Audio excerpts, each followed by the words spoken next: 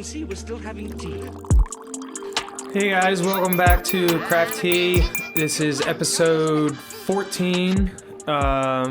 We don't have anyone this week.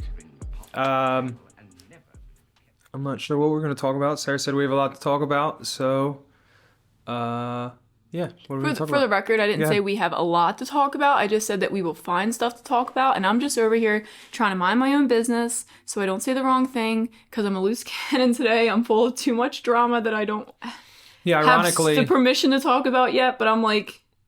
Ironically, we have probably more tea on deck than we normally have. I'm like a whistling teapot right now. But we don't like... I don't know. We don't like talking too much shit. I don't like it. I don't want to be the repeater. I'll just report on it after other people repeat it. Exactly. I don't like dropping the tea. I like commenting on the tea after it's dropped. So nothing has been necessarily officially dropped on anything that we are aware of right now. So we'll probably talk about that stuff next week. I could just put out a little message out there. You don't have to bully people. Just be nice. Just literally just be nice, mind your own business. Don't talk about anyone else because there's no real reason to do that. Although I am currently on a podcast that we've started to talk, I guess, about other people. But my receipts are in order. We don't talk bad stuff. I'm not mean. I don't think I really ever am mean.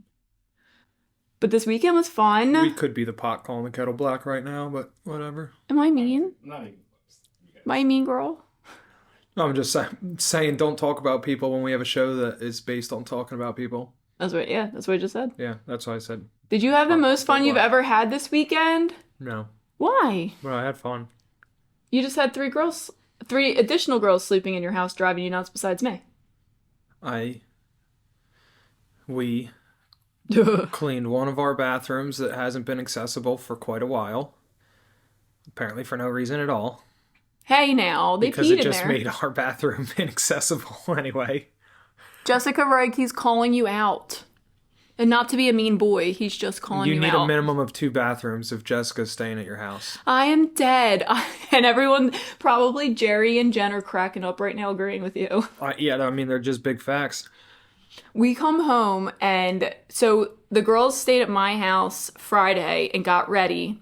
They were supposed to be over at this warehouse at a reasonable time, but I think, what did they wander in at 11?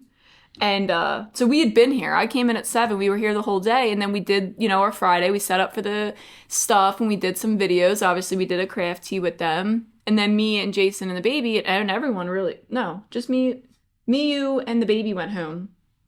And me and Jason are in a disagreement right now, long story short, about the dog. So I have agreed to clean up after the dog every time my stupid, spiteful dog pees on the ground. That is relevant, I promise. So Jason goes into the hallway and he looks into the hall bathroom. He's like, oh, nope, mm-mm. And he's like, I guess I'll use the other bathroom. And I was like, oh my God, it's probably bad. It's so bad. Loki probably pooped all over the walls. Oh my God, it's bad. And I'm like, all right. And I got the baby. She don't want to be put down right now. I'm like, do I go get the bucket? No, let me just go survey my situation before I go get the drop cloth or whatever else I need. And I go in there and I'm like, oh, this is great. This is normal. There's like 6 hair straighteners out, like 5 makeup bags, towels everywhere, clothes everywhere. I'm like, this is great. This is normal. This looks like fine. Jason, on the other hand, he's like, breathe deep breathes. Blah, blah, blah. It was great. We had fun. Your face says it all. We had something. We had a party. I had a great time. It was a good weekend. I said after the weekend, and anyone in our office chat can confirm that I said that I was glad that I was proven wrong. Because I said that the weekend was going to be a shit show and pointless. I think we're kind of the way I described the weekend coming up to it, to be fully transparent. You said pointless? Probably. That hurts my feelings a little bit. I might have said something worse than pointless even. But we're working on a lot of stuff, and it's something that we don't normally work on. So whenever focus gets pushed in a direction that it's not normally pushed in, it's uncharted waters, and all I see is expenses, and there's no, especially on something like an event, you don't get a return until the event's over anyway. If you, especially if you do it right, a ticketed event for sure, you're not supposed to get any money till it's over. But yeah, it was good. Everybody had fun. The glitter bar was great. We all were in, I think, agreement that was like a hard no. We were not all in agreement. Me and you were in agreement. We were trying to shut that down. We at the glitter guy. Jessica and Jerry were like, how about no?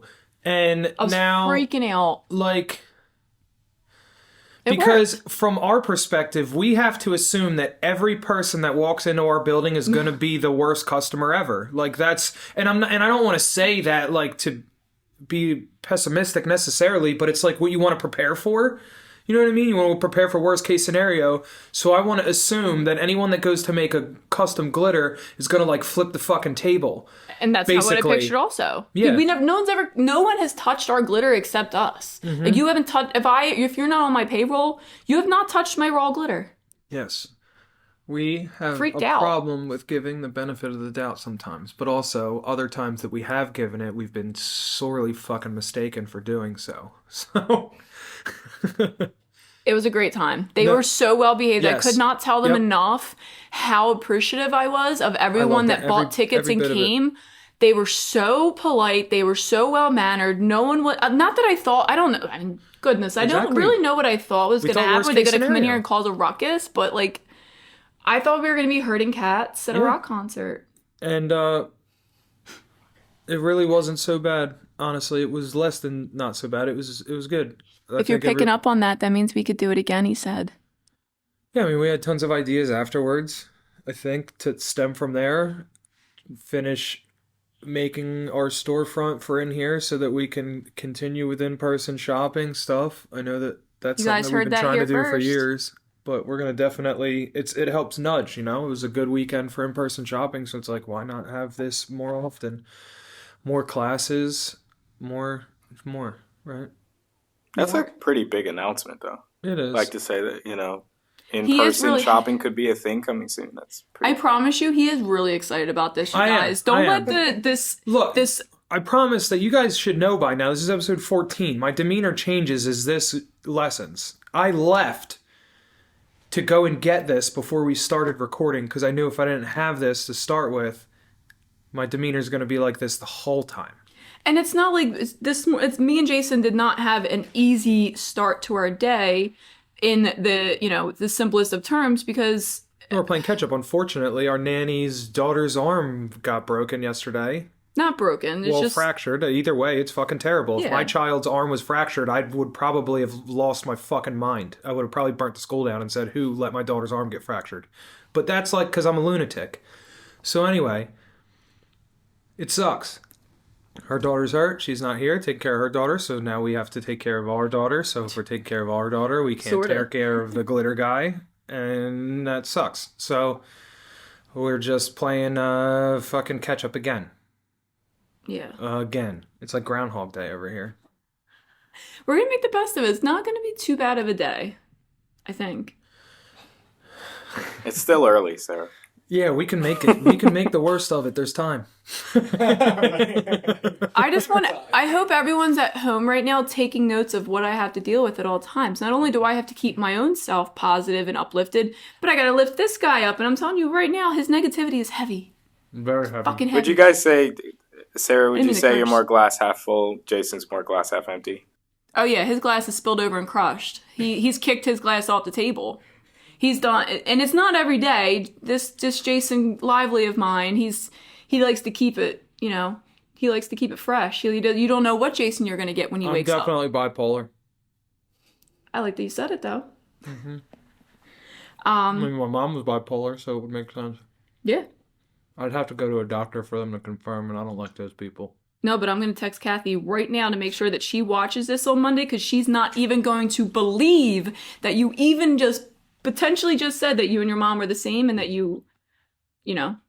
I feel like we should just have Sean. Let's just go get Sean. Sean has a very interesting weekend this weekend. I feel like that's the best thing to talk about. I'll go get him. You want him? Honestly, why not? Anything that's going to make this man smile a little bit and get out of this front, because I can't do it for us both. This show's unpredictable, folks. You never know what you're going to get.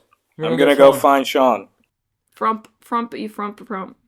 We got you a seat. Yeah, you're gonna join us. All right, I'll join. Welcome, Sean. Yes. And also, he runs the Wholesale. Wholesale and a lot of the coordination of the Great American Craft Expo. You guys don't get this. This is really special. You guys don't get full frontal I was just thinking Sean. a lot about it. I was like, you have a way more interesting weekend coming up than anybody I think in that area. So I thought that, honestly, you're probably a more interesting person to talk to right now than anyone. It'll be all over by the time this airs, so that'll be the best part. This is all the calm before the storm. Yes, calm before the storm. It's all about to get crazy. The story will be written, but the story has not been written yet. Can we all know how excited Jason got immediately as soon as Sean showed up? He's all giddy, and this happens all the time. This is kind of trippy, Mic him up. You can leave it. Yeah, right there. This is like a Men in Black, where Will Smith gets handed the tiny gun. We got these big microphones. Yeah, everybody's got the. Can I get the big gun? And then I got this little The noisy cricket. God, The we noisy can't breathe. cricket is what it's called. This is the noisy cricket. Oh, I love it. no, don't worry. I got you right here. You need a microphone. I need you to I'm update gonna your cry. Facebook profile picture to be this shot. It's just like you with I this, need to this take a mic picture and the of this tiny coffee. mic. I need the coffee next to it for size comparison. This is a Venti. In case anybody was wondering, my coffee order is a caramel macchiato Venti. It's iced with oat milk. I don't know why I said it that way, but that's the way I said it. I'm a little. You nervous? No, I'm not nervous. The tiny mic is so intimidating. I think that's thrown me off through a mental loop. Guys, the ladies at Starbucks know these men so well, and I don't know if I've actually said this before, but I don't ever go to Starbucks for the order. So it's very rare that I do, and then one time I did, and I don't like Starbucks. I don't like a lot of orders. I forget things real quick because I'm thinking about a million other things. So I go there, and I read it off the phone, and I'm reading the order to him, and I read it all, and she was like, she looked at me, and she's like, are you sure you don't want oat milk in that last macchiato? And I was like, he didn't say oat milk, but I know that he drinks oat milk. And I'm looking around like, who are you? Like, what? Does everyone get like freaking flyer? They know Sean. I was like, and not only once did he do this to me, twice. Twice this woman has saved this man's drink. Wow. Well, I just hooked him up with some tickets for a free event next week. So, Daddy Sean. You got to pay it forward. They make sure that we are. Did you give him tickets? I hooked them up with tickets. Yeah, I dropped them off some tickets to some parties in Philly. So they're very excited for that. When I just went to get our coffees, I heard the one at the register that wasn't there for a little while. That's back again. She was like whispering to the other after I submitted. She was like, "I thought that was Sean." And the other one was like, no, that one's Jason. The other one's Sean. Oh wow! Seriously? Yeah, this is breaking news. That's what I said. So the one that's been there for a while that like trains everyone now and stuff. She's the one that corrected her. But yeah, the girl at the register, it was funny. That is very odd. These guys are addicted. Even this morning, so our car, when you're hooked on Bluetooth or plugged into our car, if you get a Facebook message, it comes up. So there's office chat, Sean Salm. And I'm going through I'm doing stuff. I got stuff to do on my phone in the car. I'm not worried about what Sean's doing. And Jason's like, oh, what did Sean say? What did Sean say? Look, is he going to Starbucks? I'm like... No, he was complaining about traffic. He's stuck in traffic. He's going to be late. The traffic boiled me over to a point where I made my way to Starbucks. The lid was boiling. I was very frustrated, so I needed. Jason's just thinking about that Starbucks he could have had for the first hour of work. I'm 5 espresso shots behind because of that blunder on my part. I don't know how this man doesn't have heart palpitations throughout the entire day with how much caffeine and espressos running through this system. So that's what before you came in here, Sarah was like complaining about my demeanor. Yeah. And that I'm like half dead and I need it. You're like that meme with the skeleton. But as soon as I spark on, then I'm all in. No, as soon as he saw you, he sparked. Oh, that's a love story. It's so beautiful. It's like the buzzball just kicked in. Yeah, by the way, listener, a buzzball Also, the misfit makers are who pressured you, right? Or Jen. That is true. Jen Parnell. It was all of them. Group effort. It was a group effort from the Musketeers. The Buzzball, listener, if you're not familiar, I just was I was introduced to it this past weekend, but it is 15% alcohol. We have one in the car. I was gonna say I could go grab the other warm guy, see if we can get Sean to do one. Would you drink it on camera? Yeah, I'd be interested. That's the boss having the employee drink during business hours. What else do we have to do today? It lasts for about 15-20 minutes. It's cool. It's only 20. Yeah, maybe there should be a new segment, Sean's thoughts after Buzzball. Because it just equates to me rambling. And so the Buzzball, 15% alcohol, you are cheered on to chug it. So I will fold the peer pressure. So chug that I did, and within like 5 minutes, I slowly my mental state started to alter, and quickly realized that I'm buzzed. You were skeptical at first, right? You were like, I don't know about this 20-minute thing. Yeah, no, I was very skeptical. I can't talk. And you didn't even have a buzzball. Maybe you need a buzzball. Yeah, maybe I'm buzzballed right now. From espresso ball. Is that a thing? It might be now. Yeah, but Pending. Listener, if you're chug the espresso. If you love a good buzz, I recommend the Buzzball. Yeah, if you're 21 and older, if we get sponsors, 21 and over, please drink responsibly. Please drink responsibly. Help us all. Yeah. How do you get a Buzzball sponsorship for Sad and Boujee? Could I? I don't know. That's a great question. I've had sponsorships in the past. Deep Eddy Vodka, shout out. Also, what's Sad and Boujee? Tell. Yeah, I'll tell the audience. I'll let the audience know. So, as you're familiar, I'm here at the Glitter Guy. I run our wholesale program. So, if you're a store out there, you might be familiar with seeing me on an email. I also help run the Great American Craft Expo. Prior to the Glitter Guy, you also unload most of the trucks. Yeah, I'll do a little bit of everything. Whatever is needed of me. I'm like kind of like a takes out the boxes, like a squeeze man. Yeah, whatever is needed, I do whatever is possible. Pinch hitter. Yeah, exactly. You have been a great asset. Oh, I think that's really nice. You don't have to say that on camera. You know I say that to you off the camera. Don't you dare. Yeah, that's so nice. No, it's that's your Christmas gift. Embellish that one. That's the. I'm gonna put that on the CD. That's the intro card for the video. It's like you're such a great employee, Sean. That is so nice. So prior, nobody really knows my history. Before working at the Glitter Guy, pre-pandemic, I was in the music industry for roughly 7 years. As a talent buyer, so I used to run a small venue in Philadelphia called the Voltage Lounge. It's a 400 capacity venue. It would pop off. It would pop off. I would delegate with agents, make deals, bring touring bands into the club.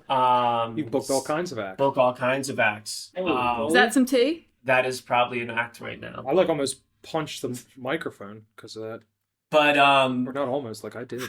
It makes me want to put my phone aside, but nobody calls me. I know, you feel like you're in a movie theater. Yeah. I know one guy that calls you. We'll get into that. What time is Sad and Boujee on Saturday? Saturday for the future.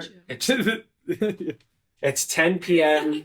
to 2 a.m. on Saturday. I'll be there roughly around 8 o'clock. But I'll be in town all day, Atlantic City. I'll be there all weekend. Be there all day, folks. So, yeah, I was a talent buyer, 400 cap club, used to work with agents, bring in touring acts. I used to have to, my job was to send offer sheets to agents. I would get pitched a tour. So my job was to kind of evaluate that tour, trying to see what its value could be in our market. I would send a bid or offer on it to that agent, and then I would be bidding against competing rooms in the city that had like the same amount of cap space. If my offer won or bid won, then I would get that tour, and that tour would be in our room. So I did that for roughly 7 years. It was a different type of lifestyle, more of a late night type of thing. You know, I'd be out till like 4 a.m. every night. That has certainly changed today, my schedule.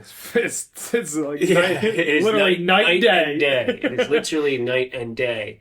Nowadays... It's 7 a.m. to 3 p.m. here. Yeah, exactly. But I still Plus your parties. Plus, I still do that on the weekends. But like, the pandemic happened, music industry shut down. Jason and Sarah, obviously the glitter guy, were so kind enough, and I've known the both of you Quite some watts. long time. Separately too. Yeah. Like kind of like we were parallel universes. Yeah, we were friends. You guys were friends, and then like we were together, connected, and then so and through a mutual friend. Brian Little out there. Shout out Brian Little, which you may see in the group page. A very good friend of mine, and we all connected the dots. He is okay. Connected the dots to bring me in. I had past experience in sales with former beverage companies like Body Armor Super Drink was one of them, and I worked there for a count amount of years and used to. So I was somewhat in the sales industry, not only just with a talent buyer and I came in here, the pandemic, and we've been rocking and rolling ever since. Pandemic kind of eased out. I kind of eased back into doing what I do with Sad and Boujee. I kept that thing going, and now I do that on the weekends. So Monday through Friday, I'm up at 6 a.m., in bed by 10, and then Friday through Saturday, I'm up until 4 a.m. and, it's and I try to get myself back into schedule on Sunday where I just do not move from my couch or bed and recoup. So I'm ready for the Monday 6 a.m. schedule. So the parties aren't just here. It's not just like, oh, you're staying out late in Philly. Yeah, no. Like you got to go to Virginia, Maryland, Boston, the parties, Vegas. I know the parties are all across the country. It is such a schedule. It is so intense. I don't really ever find myself not working. So, but I love what I do. I don't see it as working. I don't want to be like that. Love what you do and you never work a day in your life type of person. But you are. But it kind of is that way for me. Fortunately, I'm lucky enough to have that. But, it is like all over the country. Almost every weekend, I'm going here, I'm going there, we're traveling, we have special guests. It is quite like, it's more than just me showing up and just pressing play on a DJ controller. I'm hosting the event, I am running production, I'm hosting, I'm doing literally everything. It's like the time on the stage is the least amount of it. Exactly. It's like that's like the downtime. That's the downtime. It's like you get to listen to music and be like when I'm actually DJing or whatever, that is the downtime. Unfortunately, it's kind of like I do all this work to build up to this event and I'm so excited about it. Like, oh yeah, we made this happen. We have this guest coming up. We're going to set up the room and make it look like this and try to build this universe because I love to build universe. I'm very creative. I'd like to think creatively. That's why it always works here. That's why, exactly what I have a good creative space for our ideas in the office. Here. When you work in a glitter company, it is fun. You're in arts and crafts. It is fun, isn't it? It is, and it's like a fun product. I love having you. It's a fun product, and so where else could you have worked and had your giant pumpkin with a backwards hat shipped, said that. and then and even blown up to see if it works, and also your giant inflatable Sad and Boujee that you'll never have a use for. Cue the video that I'm gonna send Chris that we are going to tie in right here of us. Yeah, there it is. There it is. It's here. It's the video is here. So now that you guys have seen the big blow up, this thing is 20 foot tall. We got it inflated in the warehouse, and I kid you not, this thing it kisses the ceiling. Literally brushes up against the ceiling. It's the most massive thing I think I've ever seen, and I couldn't believe I ordered. I'm like, man, I think I went too big on this one. But tell them when it came. Tell them about your supplier issues. So I had some supplier issues. I got it from overseas. Unfortunately, got held up. I had it originally made for the Sad and Boujee 3-year anniversary event, which we were having at the Franklin Music Hall. That is a very large venue. It holds roughly 2,500 people, which means a very large stage. Does that include or not include the blow up? Yeah, exactly. Yeah. Is that 2,500 with the blow up? Yeah, 2,500 with the blow up. That's how big this room was. So I thought the blow up would be great. Unfortunately, got held up in customs. It didn't come in time. I got a little bit of a refund on it, which was really nice because it was protected. But then I'm like, what am I going to do with a gigantic 20-foot tall inflatable? Because it literally has almost no use. I can go sailing down the Delaware River with it. Please. What about outdoor music festival? So I did find one use for it this summer. And, I also, with Sad and Boujee, every summer, it's like my big thing. I host boat parties in Philadelphia, and this big old boat called the Mushaloo. You could Google it. It has a crazy history. It's really cool. The boat It's is like a German boat, right? it's a German Yeah, boat. it's like It used to be like a war boat or something, and now it's like this. And now we party on it. And then it has all this crazy history, and now there's people throwing up from drinking too much on it, and it's now like, people walk through a Fred Durst themed pumpkin. Yeah. Which we'll tie into that. Segue you mentioned. So every summer, every year, I have a contract once monthly where I do these events on the Mushaloo. I got to use my inflatable there once this year, although I don't believe the city of Philadelphia liked it very much. So I don't think I'll be able to use it this upcoming month for my party. Sadly, but Cancel. yeah. So at least I got one use out of it. Before it just, I don't know. I thought we were gonna like tie it off to the boat and put it in the river. It could be used as a lifeboat. God You might need a forbid that. permit. So it took up. This thing is so massive. It took up majority of like the sidewalk, parking space. It also lights up with color LED lights, which you can see literally from Space. like half a mile away. So it's the most distracting thing ever. How did it look outside? It looked great. I had people texting me, like to the listener, you're probably not from the Philadelphia area, but I had people texting me from 95 saying they could see it clear as day. I gotta find That's the video. amazing, though. Like that distance, yeah. If you want to Google Maps it, Mushaloo 95, take a gander. You got photos? I got videos of it somewhere. I'll bet. We could probably. We'll definitely have the video of it blowing up in the warehouse, but if we have any photos of it From set that up out at the John, we put them on. Yeah. So I guess, if Jason kind of mentioned it, in October of last year, our last Mushaloo party on the boat, I linked up with a friend of mine, Fred Durst, from the band Limp Bizkit, and we organized this massive Halloween party. You have their flyer there. And this is the flyer here. I spent That's always there, and you guys know that was not planted. Yeah, I spent nearly almost $2,000 on this artwork. We had the artist from who does all this Stranger Things artwork and does Black Mirror. He has like a Netflix deal. His name is Billy Butcher. If you're on Instagram at Billy Butcher, you can check out all of his other work. I was absolutely a huge fan once I saw what he was doing for the Stranger Things. Last season, he did all the artwork for Stranger Things. I loved everything he did. But he, it brought my party to life. It's kind of what the vibe I was going for. But yeah, we had a massive Halloween party with Fred Durst and Limp Bizkit. We sold nearly 1,200 tickets, over $60,000 in ticket gross, $70,000, something crazy. And it got press all over the country. It's still getting press. It's still basically. It's like we still have write-ups, people talking about it because it's not something Fred does. Fred doesn't do parties. He doesn't do events. He doesn't do cameos. If you've ever seen an interview from him in the past 10, 15 years, he's always has to play like a character. He can never play Fred Durst. Right. It's just for him, he keeps Fred Durst himself under lock and key. Under lock and key for himself and close friends.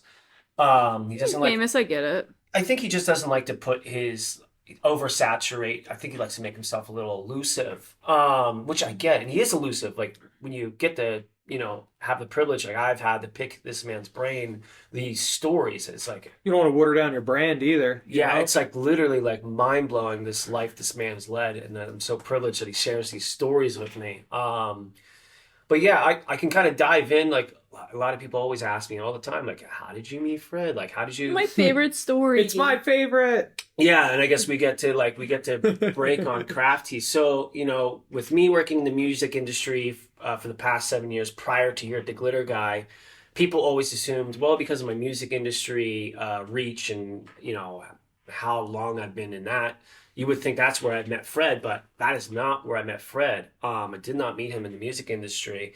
When you run a 400 cap room, guys or anybody of that caliber, you're likely not going to bump shoulders. You know what I mean? These are celebrities that are playing in arenas and stadiums and gigantic festivals.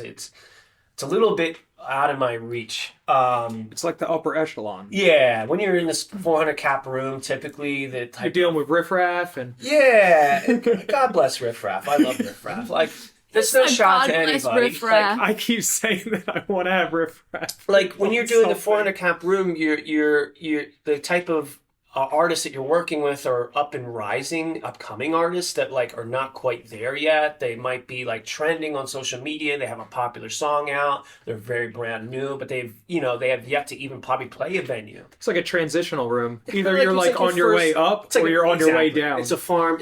I look at everything as a farm system. Like you start here, then you work your way up the tiers. You start at a 400 cap room. The next thing you're at a 1,000 cap room. The next thing you're at a 2,500 cap room. It's a farm thing? A farm system is, like it's just like baseball teams. Yeah, it's like baseball teams. You work yourself up, single A, double A, triple A, the professional, the learning so many things. Music industry works the same way. I thought we were talking about batteries for a second. Yeah, it does seem like we're talking batteries. I will be so sad if I don't have these videos anymore. But yeah, like the music industry works the same exact way. So, a lot of artists that I've worked with, a lot of them are rising upcoming artists. I've worked with Post Malone before. Another really that one's even like weird too because like we have rest friends, in peace. Our friend Big Dave that passed away, but he became close friends with Post Malone, and then Kyle Hediger, was a local friend of ours, and then a local tattoo artist that just like randomly got hooked up with Post Malone and like is his tattoo artist. If anyone's ever seen the Doritos commercial with Post Malone, he's the one tattooing Post Malone in the Doritos commercial is Kyle, and that is his tattoo artist. Like, I still for can't real. believe that. And it's like just so crazy, like that so many people that we know, we talk about it all the time. Yeah. And just in our like group of friends and acquaintances and stuff that have connections that are like so unorthodox or unexpected. Yeah, it's honestly, our area is just so like rich, I think, with that, with like the relationships. Well, a lot of people in New York, they live in Jersey. And that's a thing too. I just had this conversation yesterday. And Philly too is just like exactly. They like to live in Jersey because it's quiet. You get to see trees and stuff, and then they go into the city for the hustle and bustle. I had this conversation yesterday with a new friend from MTV, and I was talking to him about like, I've been so... You got the best of friends. But I've been so... We didn't even get to how you met Fred. Yeah. I thought we glazed over that. Yeah, I changed it. We didn't glaze, Reel back. So I'll reel back. Because this is like a announcement almost to the wives and girlfriends that get frustrated with the boyfriends and husbands. Yeah. You'll find out in a second. So, okay. So... music industry shuts down March 2020 for obvious reasons. Everybody, not even just the music industry, everything, right? Everything shuts down except for the craft industry. I'm sure it was like a little like obviously dicey, but for what craft industry not shut down, everything else shut down. So I don't know what to do with my time. I thought like, man, I don't, what am I doing every day? I'm just watching TV, just trying not to think about too hard about the future and get myself all bummed out. I decided to pick up video gaming again. I used to love playing video games, but like as you get older, you kind of forget, you don't really have the time to do it as often. And there's no better time than in 2020 to video game. So a buddy of mine, Bill, and shout out Bill. Bill the Painters. And the Painters. His company, the Painters. If you guys want a house painted, face painted. We'll bill you for the ad later on, Bill. Face painted. You want your dog painted? Nails painted. Reach out to Bill Walker at the Painters. Free estimates. His phone number is. Let's put his number on. Bill and it's right below. And Brian, who also used to work here, he still works here.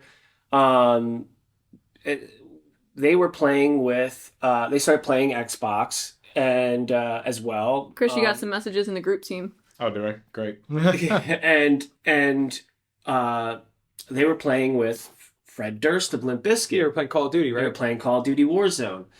And Bill had his gamer tag for whatever reason. I think ironically, Fred. I think what Bill had said was like Fred's gamer tag or something was like on his Instagram or something like that. And he saw it and he just like dropped in.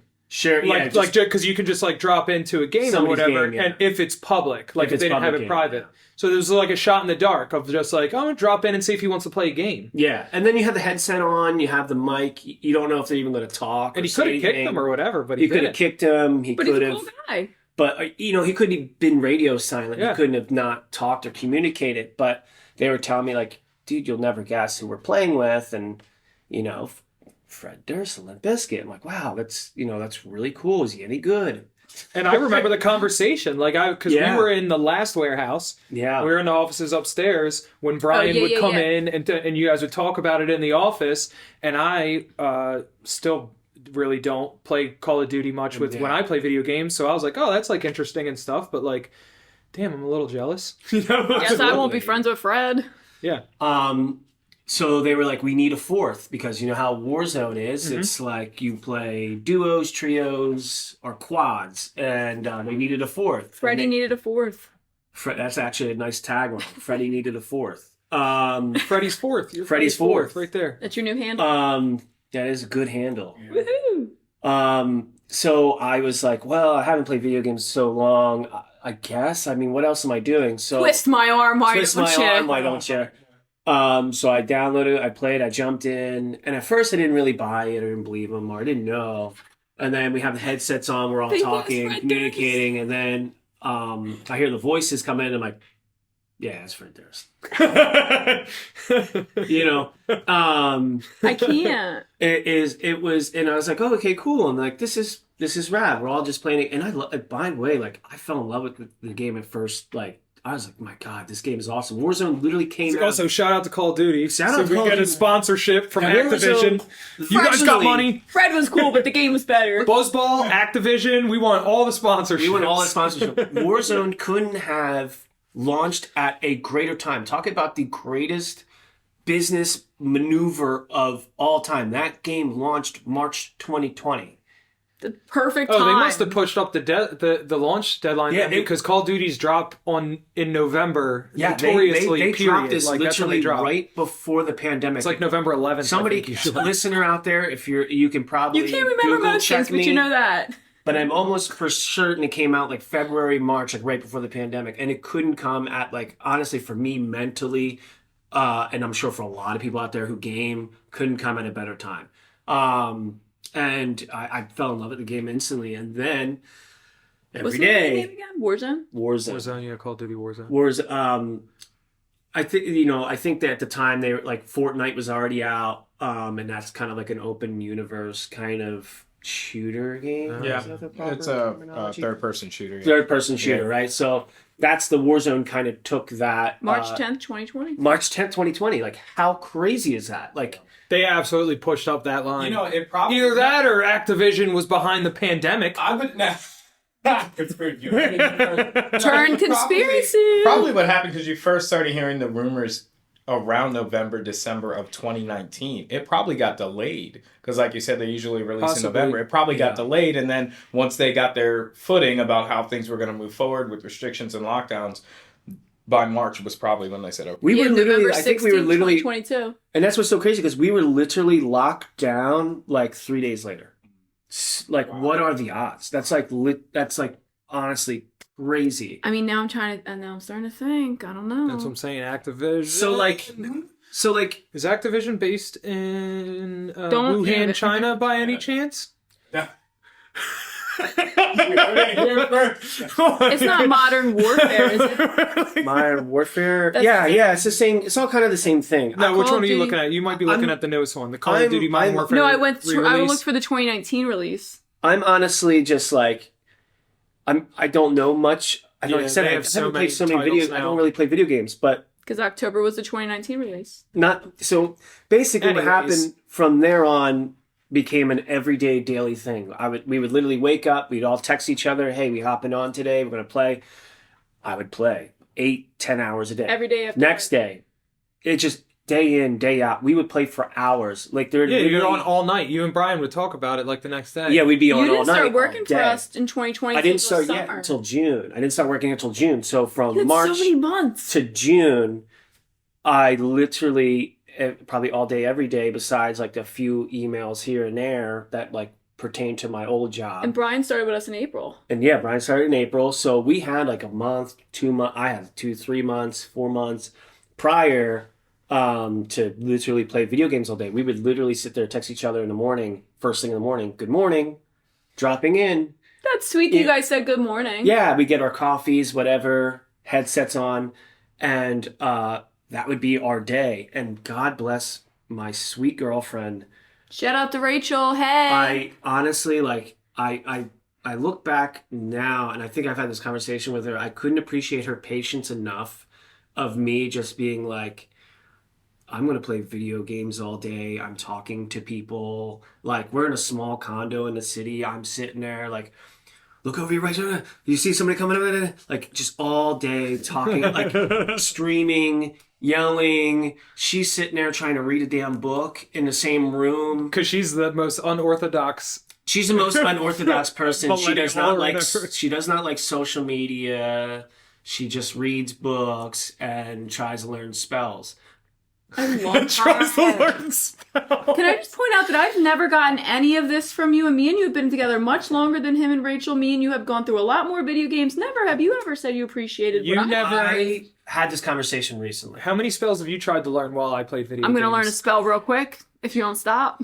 She's going to be Googling spells and you're in trouble, pal. But sir, please continue with how amazing your girlfriend is. So yeah, she was so sweet, and I at the time you're not really thinking of the impact, right? You're not thinking of like your day to day, and I was doing that for 10, 12 hours. We all were. No, we all thought it was going to end in 2 weeks. Yeah, we didn't know. I got around in the bed, baby. And here we are 3 months in, and you're just getting lost in the time. Like, honestly, like I'm sitting there playing so much. I'm talking to my friends. It was kind of like you see all this craziness in the outside world daily. Like, you're like, it is like nerve-wracking. I am, if you know me, like I'm a hypochondriac. My gears can turn. Help me with this frickin' man. My gears can turn very quickly. You guys employ a hypochondriac during the pandemic and tell me.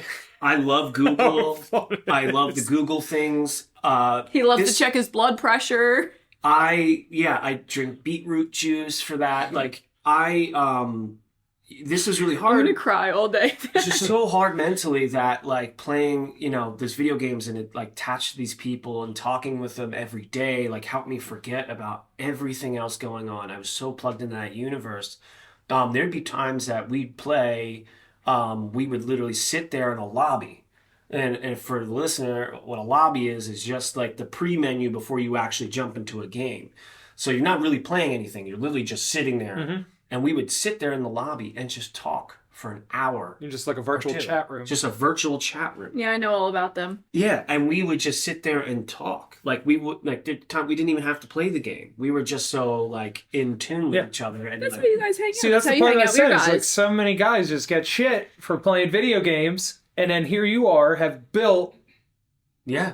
So on top of, I don't want to say built from, because you already had Sad Boujee and everything in motion existence, and it was already successful and stuff. But like now it's like taking it to like another level. Like you said, after you have that party, then it like gives you extra street cred. We said it gives you Fred cred. Yeah, you get Fred cred. He calls it the F-bomb. Yeah, he calls it dropping the F-bomb. Yeah. So now people come out the woodwork and are like, oh. So, like, you're legit. You're not just, like, another party. Like, you have other acts, and it's not just, like, Fred that you booked. That's just, for us, probably one of the more notable names. But, like, definitely more notable, all the emo singers and stuff. You've had, like, a lot of those different... Yeah, we had a lot of emo singers. Still working on Taking Back Sunday for a private TGG show. It's been so interesting just to watch the rise from... Because it's, like, the... Sad and Boujee's start was almost, like, synonymous with when TGG started-ish, right? Well, no, so... Like, not when you started with us, but, like... Well, so I'll go back. In age, the party is roughly about as old as TGG, right? No. Well, yeah, as old as TGG, because 2000, you're talking about 2017-18, right? Mm-hmm. Yeah, so... Yeah, so... not your history with us. Not your history. It's just with the party itself. But even with yours, since you've been with us, watching the like growth Oh, yeah. of what the party's evolved into, Yeah, and like gets booked more frequently and further out, and then instead of having to reach out to places to book parties, now places reach out to you and they're like, will you be my party, please? Oh, You were doing Sad and Bougie when And you it's were at just- the pizza place in Levittown near awesome. our old house, right? Or that was something No, those were different things. Those were like little, like kind of like little small, like showcase. So Sad and Bougie pop-ups. wasn't even born No, yet. so like Sad and Bougie was born basically like when I was working at my old club. We used to host emo nights there, and the emo nights would go from 9 p.m. to 1 a.m. Is that the one we would go to once in a while? No, you guys wouldn't go to. You'd probably go to another like smaller. No, we went to The one down the the- Barbary. Yeah, the Barbie. Those are smaller. Like this one's a national chain. They We went once to the one that you hosted. The guys that are from like Boston or whatever, that like they play the songs, and then you go and like sing. Oh, yeah, was that, it was at That's a your, karaoke. was at your It's venue. karaoke. Yeah, Yeah, the It's karaoke emo thing. But that's like a There's so many emo things now. It's like I know. so hard to like kind of. that was years ago. They So did years that. ago. I was impressed that they memorized that many damn songs to play. Like I they know. have that whole freaking book, Yeah. and they're just like, oh, go ahead, pick a song. Yeah. You go up and sing, and we'll play as a band behind you, and then you feel like you're like playing on a live stage with a band, and it just brings that like karaoke to another degree. Absolutely. I was like, that was a smart idea that they had, and they've been Yeah. doing that for years now. Oh yeah, they've been doing. Actually, they just kind of announced like a couple days ago that they're putting a kibosh on it. Mainly because, like, I mean, touring logistics is so expensive to tour, and they tour as a full band. It can get kind of pricey, By now, they're probably not the only ones doing it either, right? and that's the problem. The oversaturation of emo right now in the music industry is like crazy. I look back at Voltage Lounge and I call it the house that emo built. It's just because we had an emo night, we had an emo band karaoke. Eventually, what was born from that was Sad and Bougie, and like these events alone would literally pay the bills, monthly rent of the venue. That's how like profitable they would be. Like, and to rewind, go back. That's how Voltage started. We would have an emo party. It would go from 9 to 1. They used to cut it off at 1 a.m. because they were a touring emo group, so they like to kind of hit the road a little earlier. But they would pack out the room, and there'd be a lot of, PA bar curfew is 2 a.m. for anybody who's not familiar. So we have that extra hour left. What do we do? So I would Spotify DJ, hop on the phone to keep the people there, keep them drinking, hanging out. And I would start playing like pop and rap music. Because we just heard emo for 4 hours. Like, don't want to hear emo Like for taking another hour. that Sunday on loop. Yeah, we don't want to hear emo for another hour. So I wanted to like That's why I switch have a up DJ. and like kind of clean people's palates, get people dancing, Mm-hmm. get people ordering shots, drinks, and once again, drink responsibly if you're over 21. Buzzballs. Last hour used to be this like shots and drinking, and I'm like, what I thought would like we would thin out the crowd.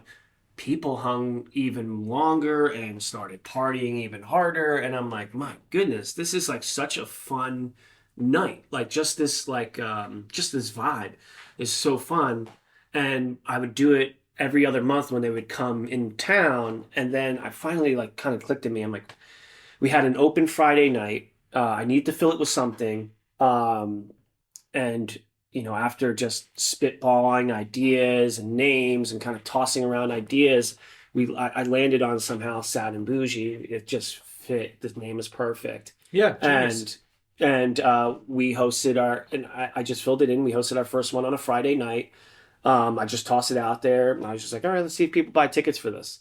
Sold 150, 200 tickets with no prior history. No video promo, because there is no video promo. The party has never happened. Just a flyer, a name, and a concept, and sold out. I sold 150, 200 tickets. That told me that, like, my goodness, like people just love this idea. We have something here. Lo and behold, within a month or two, it goes viral. A lot of people start talking about it. I have due to my relationships with other rooms in venues in the tri-state area, they're reaching out to me, talent buyers. Hey, like we saw your party on the internet. We'd love to bring this in. Like awesome. So we go to Brooklyn, we go to Baltimore, we go to Atlantic City, we go to Wilmington, Delaware. Tourist capital of the world. No knock on Delaware. There's Delaware no sales tax. There's nothing to do with No, Delaware. there you go. There had to be something good down I go there to buy all expensive things. That is true. No tax. But yeah, so, and we were selling out every venue. Like and I'm talking 400 tickets per event. And we just played a couple Philly events. And just the concept alone, people love the concept. They love the idea. They wanted something refreshing. Emo nights are so saturated now. They were also kind of saturated then. Yep. So people just wanted something different. So I'm going viral. I'm selling out tickets. We're going, and then next thing you know, I get an agent. The agent is getting more dates for us. We're flying across the country. We're doing LA now. We're doing California. We're doing the Midwest. We're doing the South, and we're going full on. Next thing you know, we're on Warped Tour in Atlantic City. We're doing the official pre-party of Warped Tour. And that to me was like, my goodness, we're like getting recognized by major festivals for this. Yeah. You did Firefly. Everyone loves it. So that is post-pandemic. And then, like we're picking up all the steam. Pandemic happens. I'm in utter like, oh my goodness, this is like the worst thing. I lose my venue. Yeah, because all the drama was happening with the venue. Yeah, we lose our venue.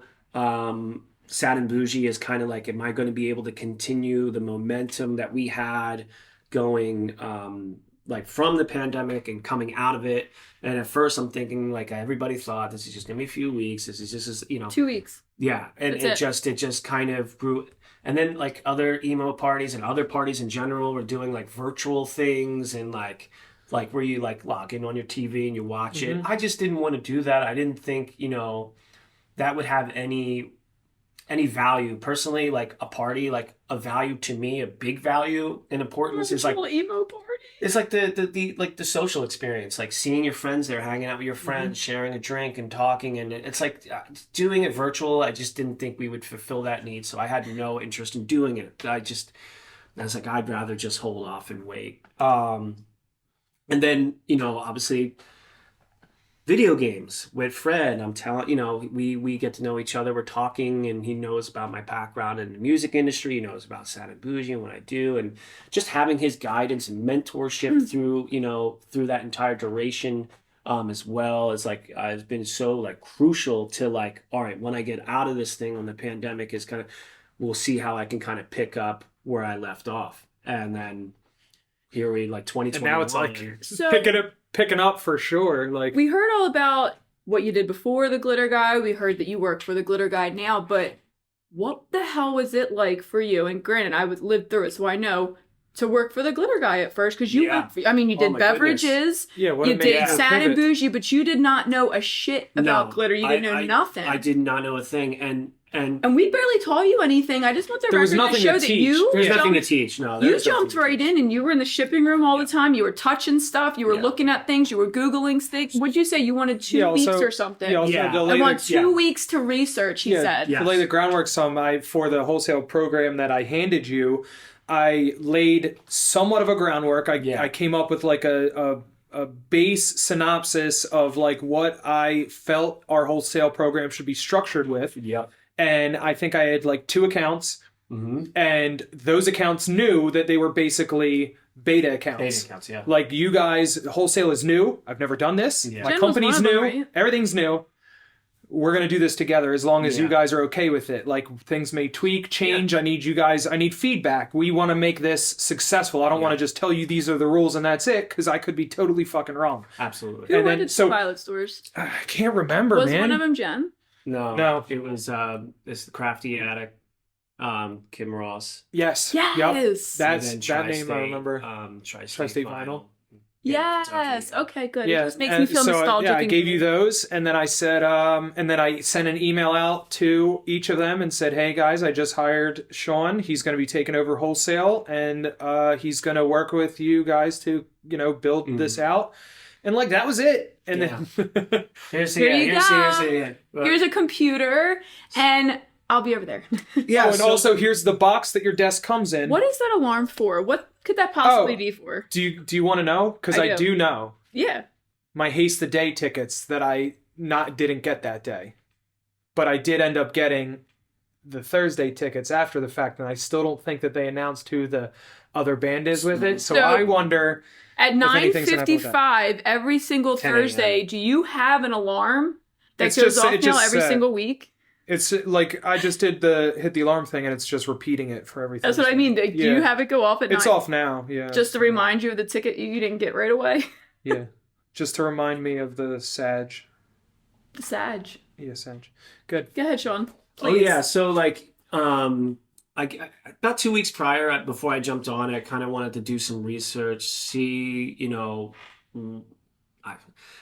I've seen your posts in the past, like Instagram posts of like when you were very new to the glitter, to this thing Of course. of like you shipping out orders, like these gigantic UPS things that are coming from like it seems like your front door, and I'm like, my God, what is Sarah up to? This is when I stepped in, I did some research prior, and honestly, the research I did, I was shooting a little higher than I guess. Like my eyes were too big for my stomach. Is that a word? Is that a Yeah. so? I get into this thing. I have 2 weeks of research in my belt already, and then another 2 weeks once I'm actually on site and I'm like on the computer. I'm talking to people On site, I like it. Yeah, so it was honestly the most surprising thing I've ever seen in my life, and most impressive thing. Just like looking at the, I'm not, trying to brag, but looking at the numbers and like, oh, I'm like, my God, man. 2020 was a different time for everybody. I've been doing something wrong my whole life. We was moving units. Yeah, and I'm just like looking at it, I'm like, this is so damn impressive. And Brian was. It was at the point that my instructions to Brian, our marketer at the time, was market. Don't market. Yeah, I need you to I need you to monitor marketing. Yeah, because if you over market anything, we're fucked. We're not gonna be able to handle. Yeah, because it was that it was honestly kind of surreal just seeing this thing, and I had no idea about this industry whatsoever.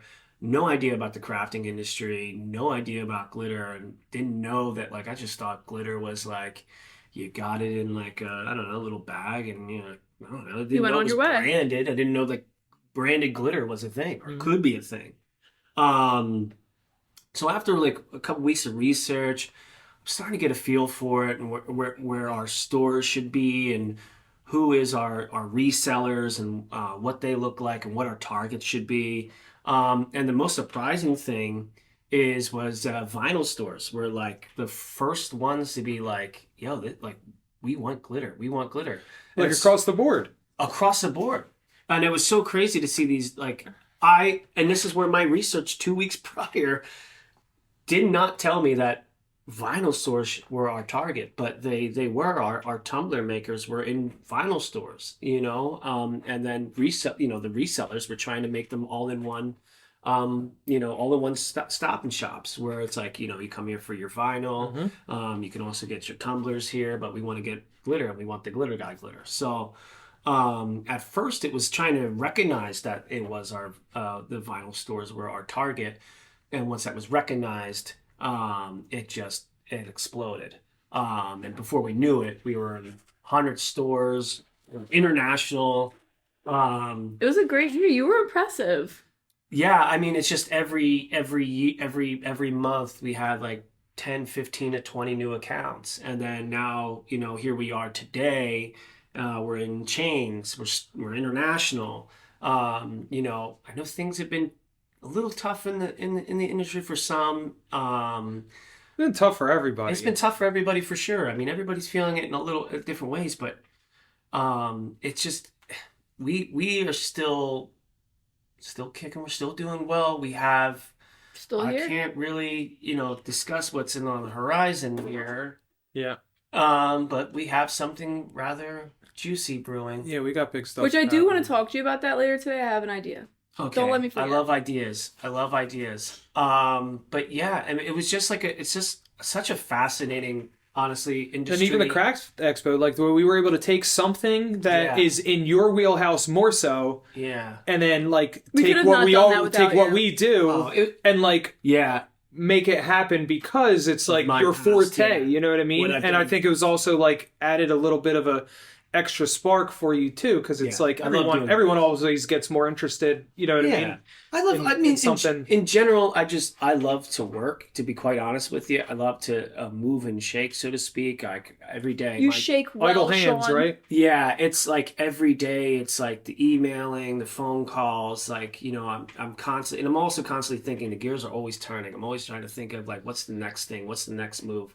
What can we do to continue to build this thing? Where are we at 6 months from now, a year from now? I'm always thinking of those things. It's a game of chess. And it's like little mini missions when we ask you to try and get in contact with random type of, like, so I always go to Sean when I want something. To put it in a perspective, like we've wanted to, if anyone's ever seen, it was on our TikTok probably like 2 years ago now or whatever. But like, so like Big Ed was huge, right? Like going on with the what's the show? 90 Day Fiancé. 90 Day, yeah. I am obsessed. And then, so like he was on Cameo, and everyone knows what Cameo is and stuff. And then we're doing a Cameo thing, and we were like, we should do like a Cameo ad. And we were like, but I don't want to have that stupid Cameo like sticker in the corner. Yeah. What if we like contact him directly? And you were like, I mean, I know that I can get in contact with him. Like, yeah. You sure? You're like, and then it turns out after that like. Then he's just like texting you. He's sending you pictures. He's at like the fucking hat store. Yeah, he's like taking pictures of himself in like a duck mask. Like, yo, what do you think if I like grab this hat for? And it's like one of the best like things. Somehow you're like the most personable person. Well, it's like not even just being personal. I'm thorough at research, and it's like one of the things that I'm like that's like my real like skill and asset. Like I know how to reach out. Like I know how to get in touch with people. Like I know how to find their contact. I do my due diligence. You tell me, hey, I want to get in touch with such so and so. 48 hours I'll have an email or phone number. We're not always necessarily able to like solidify deals and stuff, but like I don't think that there's necessarily been an instance where we didn't at least have some sort of a correspondence back. Oh no. You know, like we were trying to fucking talk to Martha Stewart. I was gonna say that. She's expensive. We were trying to Oh, a little bit of a budget. Ross. We got who's this Ross son? Steve Ross. If anyone watched the Netflix documentary, Bob Ross's son Steve Ross, like we were gonna have him come out, and that was in like way further talks and stuff, and I always go to Sean when I want. Those are just the things. Like I feel like sometimes unorthodox ideas for people or for guests for certain things, and I'm just like, I mean, wouldn't it be cool if we had Bob Ross's son? Yeah. And then it's just like he's relevant. They just had a special, and I feel like probably a lot of other competing events aren't thinking that realm. That's also where I want to go. Is I don't want to keep grabbing the same fucking people that people have. Honestly, it's not even that way. People are now booking the same people that I booked, but for sure. So to stay fresh, try to come up with these ideas, and it's just like throw them at you, and you're like, you just get the responses. Now, like granted, like I said, not always able to like make something work, but it's still just always impressive. That just like there'll be. I mean, I'm always constant in communication with we've talked even this morning about potential guests a little bit. You know, it's just if we can make those deals work. I mean, you know, and make them make sense too. Make them make sense. Because it's like just because you can get it, don't do a named person doesn't mean like do they remember fit that when he contacts Riff Raff for the love of everything. Riff Raff is like the Neon Don, all right? So I'm just telling you that if we haven't... Neon Don. Like, he's the sweetest man ever. Like, honestly, he bleeds color, though. I feel like he would honestly fit the brand. You know what I mean? He wouldn't even be the worst person. He'd have to come in person, though, for Craft Tea or something. How much for that? How much money is that? Well, probably like $5,000. I wonder if he's Riff Raff on Craft Tea. Is he never not Riff Raff? What's his name? I've talked to him in person. David Jones? Behind the scenes, and he was very calm and I mean, just like Sean said that Fred is a character when he's interviewed and stuff. Like, I mean, honestly, just like Andy Kaufman was a character when he was somewhere. Yeah, and that's what Fred does Riff Raff turn Riff Raff off? Is he always dials back to, Andy Kaufman. Did you ever think in your whole wildest dreams, and obviously I know the answer is probably no, that you would literally be sitting here with now the Livelies talking. I mean, sometimes we come in the warehouse and just talk about drama, and you're up to date on most of it. I'm like, I'll spitball names out Especially there of the all these Vanderpump girls drama. that are like Vanderpump that are fighting against each other, right or now. this drama with this girl, and Sean would be like, but I thought she was friends with her, and that she runs the thing and does the thing, and we're all doing the thing, and you're like very in on it. You remember stuff, you take notes and stuff. Like, did you ever think in your wildest dreams you'd be sitting here talking about glitter drama? I know I didn't. No, but I find it so fascinating. I mean, to be good at what you do, you have to have your finger on the pulse. I don't think any 4 of us in this room expected to be doing what we're doing right this moment, in this moment, right? Like, Chris, were you expecting to be recording us talking about, like, glitter and, like, crafts and stuff when you started your What I do video? takes me everywhere, so I've learned to expect the unexpected. Yeah, right, there you go. Hey. Do you watch Big Brother? I know, right? I think That's trademarked. I don't think we could say that. I've said this before. If any of our competitors are out there listening, please reach out. We have a great television pilot. We like to introduce Glitter Wars. I have producers. We can make this thing work, and we can. He's not kidding. We can all make a good amount of change. We can all retire nicely. It's like it's so random. Like you were managing dentist's office. I was doing line work. You were booking acts. Yeah. Brian was doing whatever it is Brian does. right. Yes. I honestly don't know necessarily what Chris was doing specifically before this, but I know things that you did do before You might have this, been in college, so- I guess, right? You just graduated a year or so? Yeah, less than a year out of Berkeley. So you might have been in college by then. Yeah. During then, I meant to say. Not by I then. took a Berkeley class online. You did? Next time we're gonna sit you in front. I did. I took a random Berkeley over the pandemic. That was another thing I did. Really? I took random on online campus courses. when literally they were like, "Yeah, we're shutting down." Like in the middle of class, they were like, "Everybody go home." I was took like, Penn U okay. classes. It was crazy. I took like Penn U classes and Berkeley classes online nice. over the pandemic. Yeah. And probably the only It's one. not, I mean, totally it's not forgot even about craft it. Yeah, related, but it's next time worth we need to just have Chris in front of the camera and he can just tell us about the whatever's not red taped of experiences with Nickelodeon and being a child actor and all that stuff. Because A lot of red tape, but you a lot have of a good whole stuff. different perspective than other people would have on that stuff too. Which is like that's the part that I'm trying to get is like the team that's here is like so fucking diverse and like what we came from to what we do now is like 180s for everybody. Those Can I past throw that experiences story out help. from that? Can I throw that story out? Do you care? From the dinner I said when I called all the girls out for not knowing who you were. Oh yeah, okay. I don't know if you guys got to hear this. I heard Okay. it, a little bit, yeah. So we're at dinner after the Misfits thing, and whoever was still around after the 4 p.m. class, we all went out to dinner and stuff.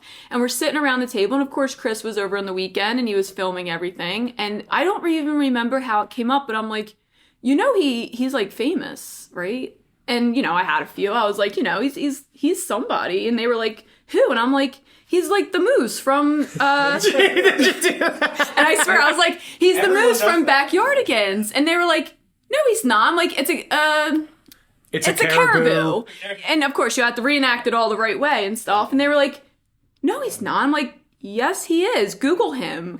And the one girl Googled him, and the other girl's down the other. She's like, yes, he is. I'm like, yes, he is. Why would I just say he's a Backyardigan? That's like one of the weirdest things to make up. We had 16 Right, could you people, imagine? You just including throw that myself. on your, Every like, single Instagram one of those profile? people were like, I can't believe you didn't tell me. Look, I used to voice can't Danny believe I Phantom, could have got a actually. picture with the Yeah, Backyardigan. you're like, I'm like, so didn't. all I'm taking out of this is that not one of you people actually follow the glitter guy in our group. You don't really follow all our posts because that was one of our best posts. It was, yeah.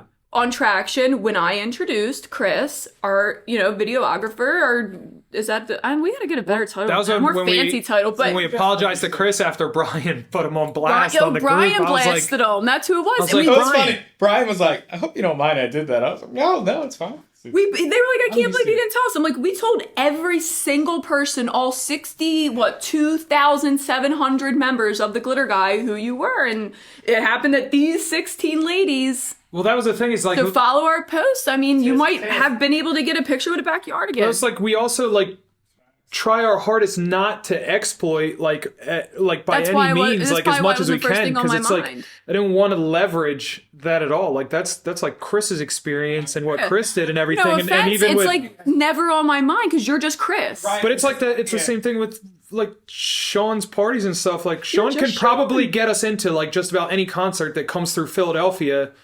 But He has offered you a few.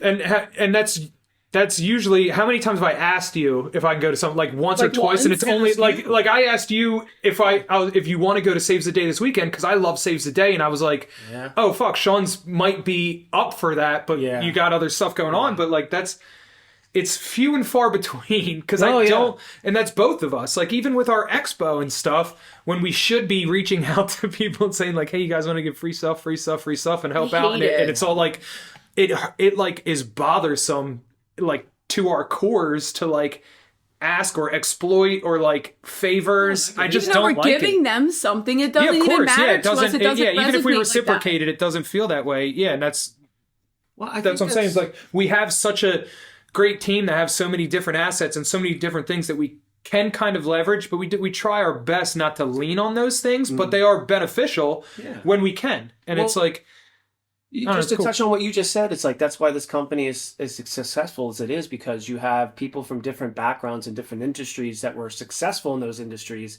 They may have a different way of looking at things or doing things, and you guys have so much expertise in the craft industry and the glitter industry specifically.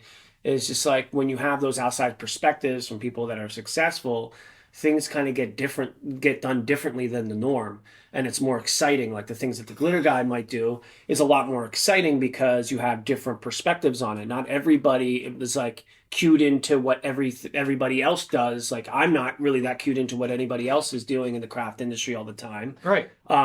But I can come up with creative new ideas from maybe my past experiences and include them into what we do here at the Glitter Guy to make exciting new promos, new marketing, new concepts, new ideas, things that we haven't seen yet in the craft industry. So that's things that like me and Chris, and that can bring those. And Brian did, obviously. Brian is just like, he's very good at Google Analytics. Like he understands like numbers. He's a really good brander. He's very good. We have him to thank for 97% of our branding. Brian is definitely responsible for sure for the overall. He's a little jab. The overall vibe of what TGG is. Yeah. I think that's the right word. Would be vibe. Yeah.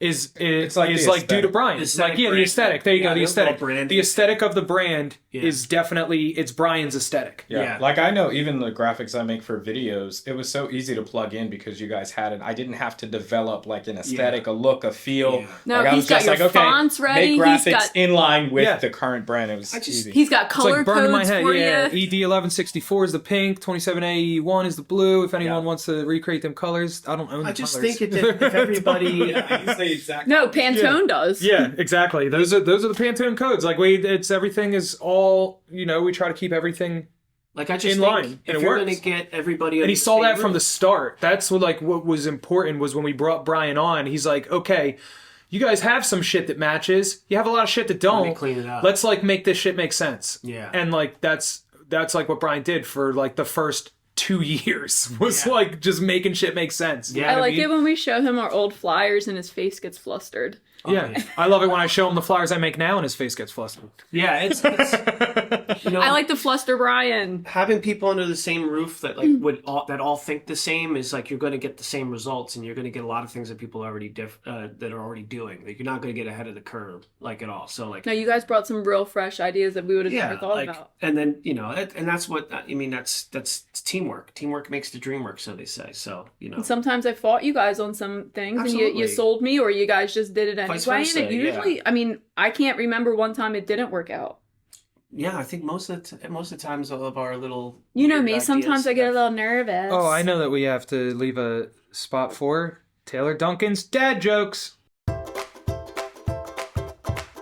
What is up, guys? Taylor Duncan, Duncan Custom Airbrush, back again with another set of jokes. I know you guys love these. The first one is, why is buying art a good investment? Because you can appreciate it. Get it? Appreciate money. Actually, fun fact, art is considered an asset that gains value. A little hack here, if we figure this out, we can trade each other art and you have to keep it for a year. We'll make the value go up and then we'll sell it. There's a life hack for you. If you could do some research on that, let me know. Joke number 2. Did you hear about the artist that told too many jokes and took it too far? He didn't know where to draw the line. All right, and joke number 3, the last one for today. Knock, knock. I love a good knock, knock joke. Who's there? That's your line. You're supposed to say that. Broken pencil. Broken pencil who? Forget it. It's pointless. That's all I got for you today. See you next time. Back to the glory, guys. Thank you, Taylor. I just have to remember sometime like mid-ish a conversation to just leave a segue for Taylor to be cut in. Mr. So Duncan, that he's not we just like at the appreciate end. you. Those are some real knee slappers. Speaking of dad jokes, Here we are. if you're going to the Great American Craft Expo in August, I will be hosting the welcome party and doing a dad rock party. Which I've been to one, and it's bomb. It's a fun time. Yeah. It's Friday night at the Showboat the day before we get underway with vendors and classes on the Friday night, August 11th, from 7 p.m. to 11 p.m. So it's not too early, not too late.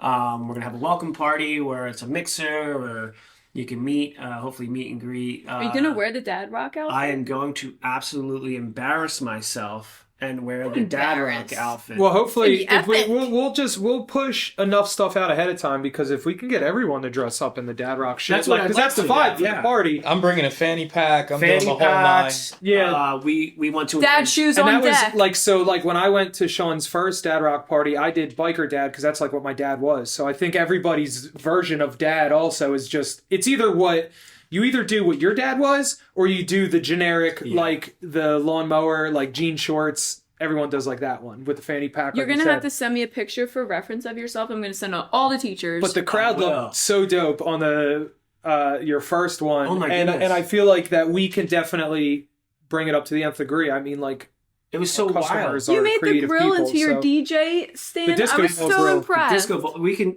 So when I had this party, it was my Y'all first. been making the dimensional disco ball tumblers, but Sean Yes. Sean did that way prior. You need Yeah, to do with a it. grill, I just yeah. told Christina you Sean need disco balled a grill. a disco mirror to grill, and you said that was like your first like craft, that right? was my first craft. That was me I technically forgot you crafting. did that. Yeah, I don't really for the You just listener. send Chris a picture. He's got to cut that in. I'm not. Yeah, I'll send Chris a picture for the listener. I am not a crafter by any means. Don't you sell yourself short, sir?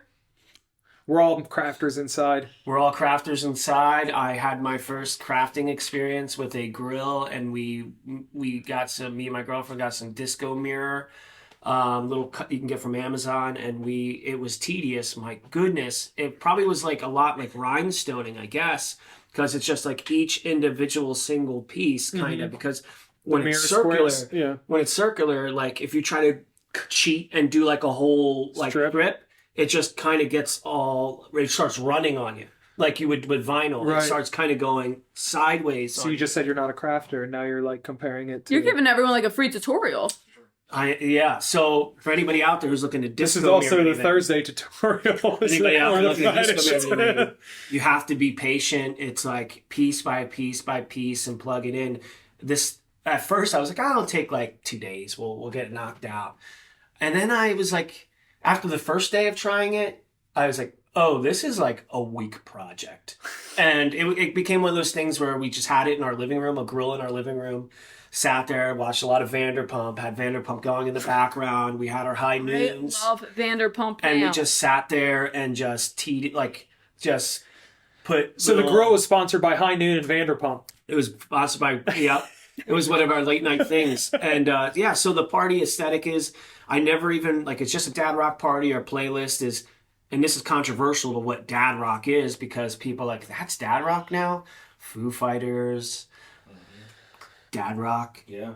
Yeah. What else were we saying? Oh, Creed. man. If anyone Yeah, disagrees, Creed you for can sure. fight Creed Jason, comes you can up. fight Sean. Doc- Three Doors Down is from Three Doors Down is Rock. dad rock. Puddle of Mud's dad rock.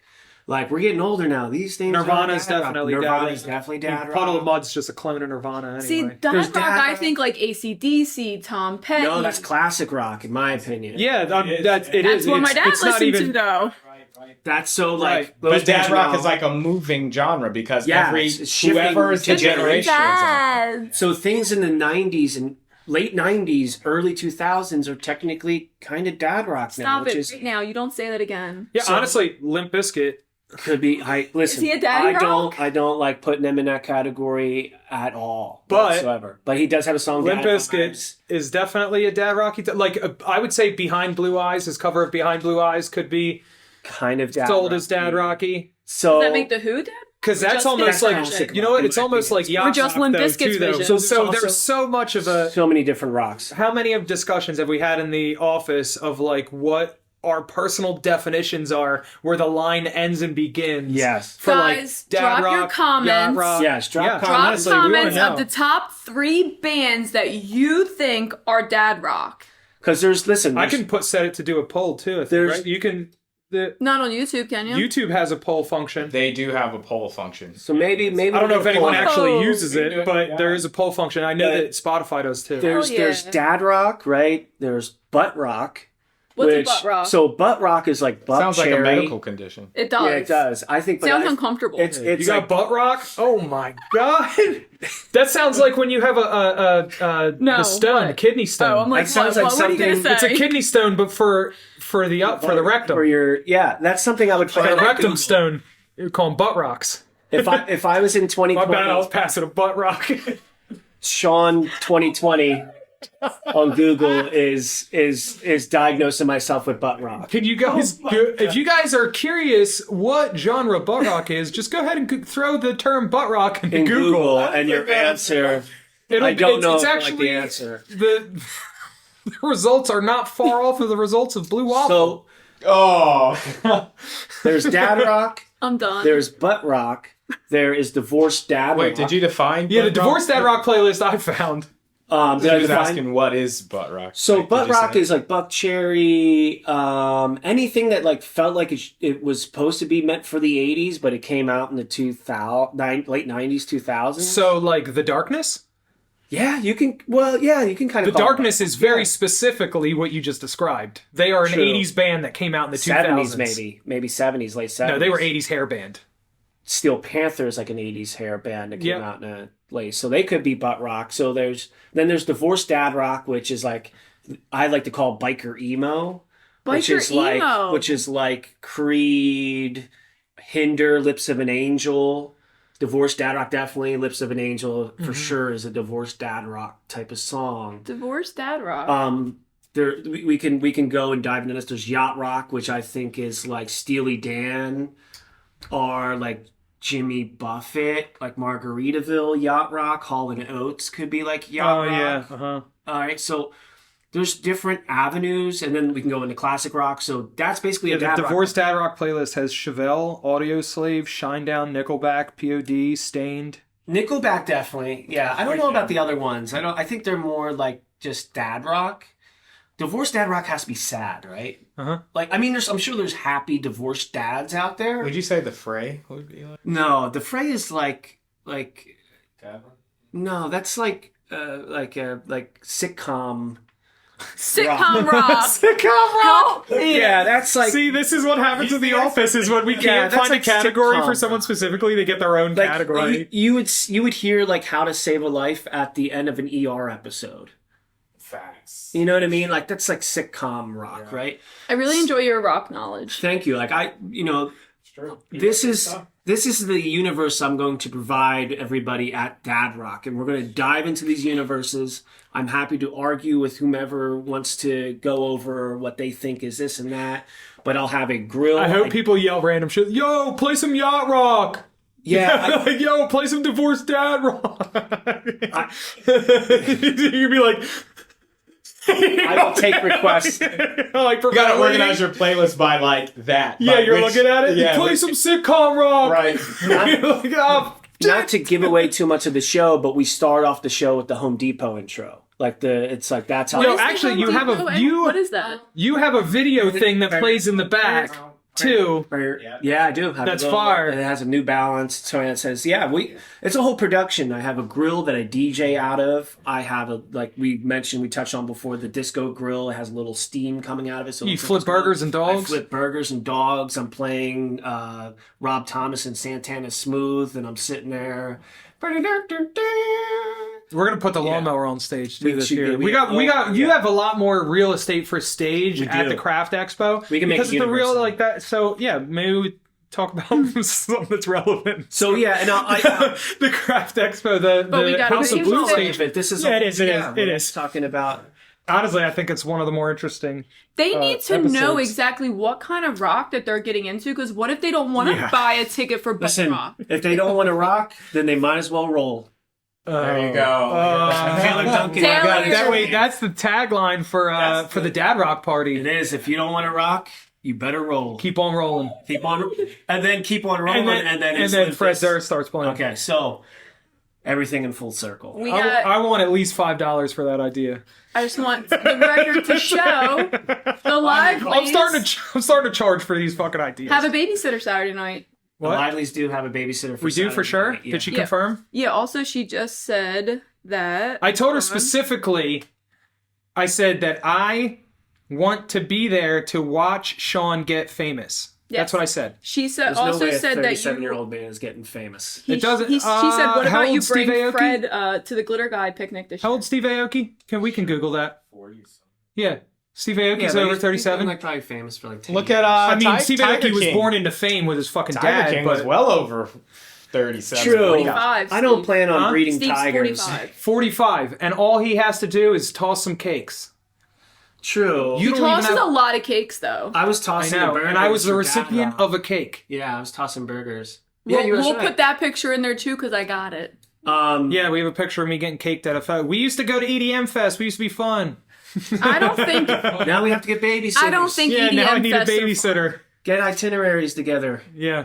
I mean, that's just a kind of a touch of what we're getting into with the Great American Craft Expo. That is our Friday night. That's what I love is that the venue itself, and that's why we just went there to do some promo stuff this past weekend with Misfit Makers, and we want to keep going and do some more stuff leading up to, just because I feel like we haven't done enough of a service to highlight like the history and just like the vibe of the place, like our events, the pre-party, that stuff. Last time, all that was specifically at Arnold's, which was great. It was the arcade, it was all that stuff, but there was no like open floor or anything. Like I think we had like a informal kind of announcement on our stage at the expo and said, everybody, please go over to the party's going to start. It's across the parking lot.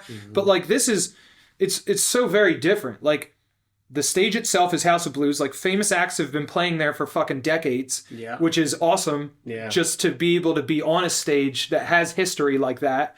That's what I was saying before, is like the classrooms, the Manor Room that we're going to have some of our classrooms in, and then the other one, the Heart and Soul, which is an old poker room, which that vibe is awesome too. Like you're going to open those doors, and straight ahead where you go to check in is where you normally cash your chips in, and this is like a high roller poker room. This is like there's only like room for tables to be set up on this side and tables to be set up on that side. So this would have been and is a very intimate setting for like if you were playing poker and stuff. So it was definitely for like low count tables, high dollars in there, which also a ton of history I'm sure happened in there, which is also so cool.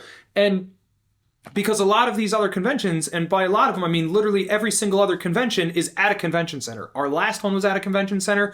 All the other ones are at convention centers. I haven't seen really anyone else's, and I would not mind to be proven wrong, because I hope that they don't always end up in convention centers, because just like I said with our ideas for Glitter Guy in stores and creative backdrops and settings and stuff, I didn't necessarily enjoy that last year's expo was in a white room, a white big old, everything is a just big old white square room. Now lighting is excellent for that, right? That was another complaint that we had or not a complaint, it was a struggle or obstacle for us where we're at here, because we had to spread our vendor floor further than we would have liked, absolutely, within the same space because of lighting. Like we could have had our vendors in the room right adjacent to where all the classrooms are, and over spillage in the hallway and stuff, but the lighting just sucks. So we had to just make that decision. And I think that that's important, that we were thinking also about our vendors and about our customers